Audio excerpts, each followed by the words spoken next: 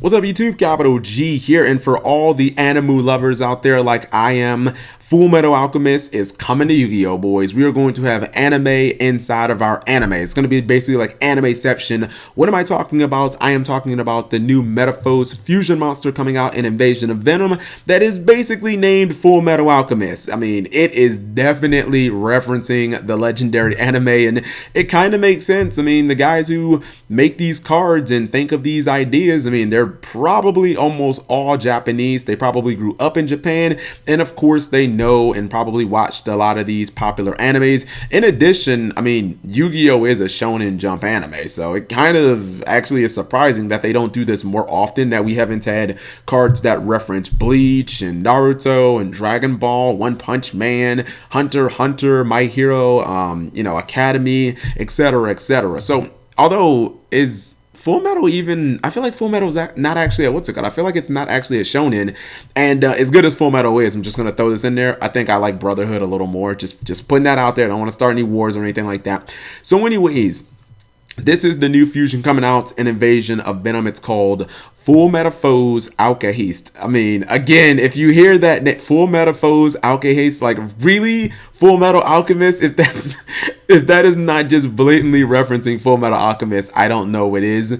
And the card looks really good. I'm just talking about like the artwork. It kind of looks like a mechanical man. Maybe there's a little Edward Elric going on. Although I will say this, Konami, I mean, what Fullmetal series were you watching? I've never read the manga, but I mean, come on, guys. Clearly he is known for the red jacket. I mean, everybody who's ever seen any anime knows that my man Edward Elric is always rocking the red jacket, unless he's, I guess, not rocking the red jacket. There's actually a lot of pictures of him when he doesn't have the red jacket on. Anyways, you know what? He's known for the damn red jacket. So let's look at this card. And actually, before I start, the first thing I noticed when I looked at this card was that it's level 1, which is kind of peculiar for a fusion, because if my memory serves me, the only fusion that I can think of that's level 1 is like Thousand Eyes Restrict, and I did a quick search on Devpro, and if I'm wrong, blame Devpro, not me.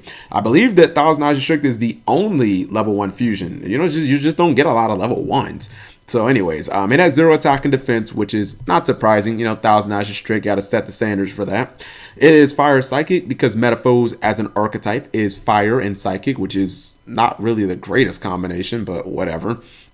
It requires 1 Metaphos monster plus a normal.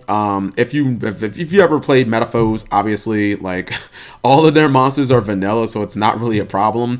Even a lot of their fusions are vanilla. Like 2 of their 3 fusions, or I guess 2 of their 4 fusions now, are vanilla. So you can even use these to summon, you know what I mean, to summon Alkahest. But anyways, effect number 1. Once per turn during your opponent's turn, you can target 1 effect monster on the field, equip it to this card. This is a quick effect. Well, duh. Obviously, if you can use it. I hate that they keep doing that. They keep saying you can use it during your opponent's turn, and then they say this is a quick effect. Well, fucking no shit. So anyways, this card, very much like Thousand Eyes Restrict, steals monsters that are on the field. Basically, if it's an effect monster, you can just absorb it, and it becomes part of this card. Now, I don't think, since it has to be identified as an effect monster, I don't think you can't just gobble up set cards, because I don't think the game state recognizes a set card. Like, unless maybe, see, I wouldn't know. If it's an effect monster that got put face down, would you be able to absorb it then? Because it's like public knowledge. Okay, you know what? Not going to go on the rulings. Just know that you can absorb monsters during your opponent's turn, which is pretty good. Although I would have liked it if I could have used it during both players' turns, obviously, because I would have kind of wanted to, you know, as soon as it hits the field, just absorb a monster, but whatever. Can't absorb vanillas, so in the mirror match, this card is trash, but I don't think there's going to be a lot of vanillas hitting the board that aren't Metaphos, so, you know, don't summon it in the mirror match, but outside of that, you're good to go.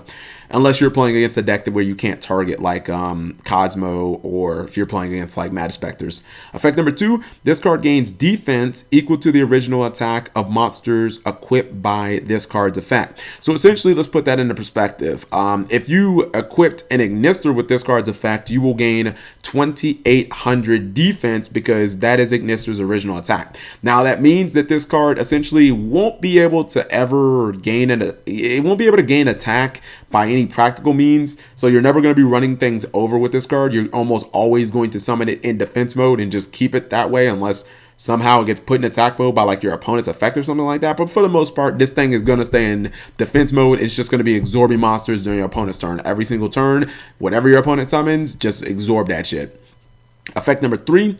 If this card is equipped with a monster that is the fusion material of a MegaCapitalG fusion monster, you can use that equipped card as fusion material for a fusion summon. Okay, that's a lot to take down. So basically what that means is if you happen to absorb a monster and that monster can be used as fusion material for one of your other MegaCapitalG fusions or another copy of Alkahest, you can use that as a fusion material, which is really crazy because I can't think of a monster that absorbs other monsters and then lets you fuse with the monsters that it actually absorbs, which is crazy. Now, the good thing is that effect is pretty useful considering that a lot of the MegaCapitalG fusions, they have some very lenient and easy like fusion material conditions to meet.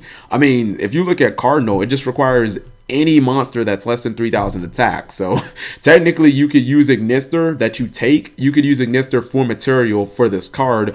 Or if you look at Adamante, it's basically the same thing. It's just, 2,500 attack or less. So if you absorb a Skullcombat Joker, that is a monster with 2,500 or less attack, you can use the Skullcombat Joker as fusion material to summon an Adamante. And actually what's kind of crazy is you pretty much meet the conditions.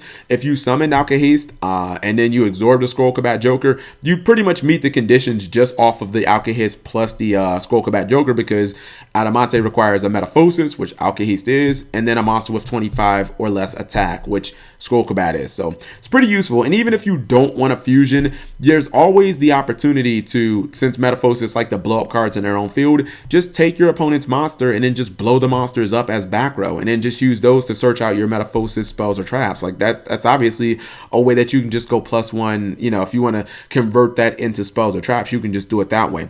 Overall, this card is definitely way more utility than like actually doing damage based. I don't think you'll ever really do damage with this card, but being able to just take monsters from your opponent, like it's pretty decent. This card is kind of like, it's like a weird kind of like watered down Thousand Eyes Restrict in a way. I would say this card's probably somewhere between like a 6 or a 7 out of 10. You know what I mean? I think that it's pretty good. I think Metamorphoses are already pretty good as an archetype. They were doing fairly well in the OCG, so we'll have to see how that goes when it comes to the TCG. Overall, I still think the deck is more of an engine because they only have 4 monsters in the main deck, so you're still not going to be playing pure Metamorphoses. You're going to be mixing them in with either Yang Zings or like Magic Specters or something like that. Either way, let me know what you guys think. Thank you for watching as always.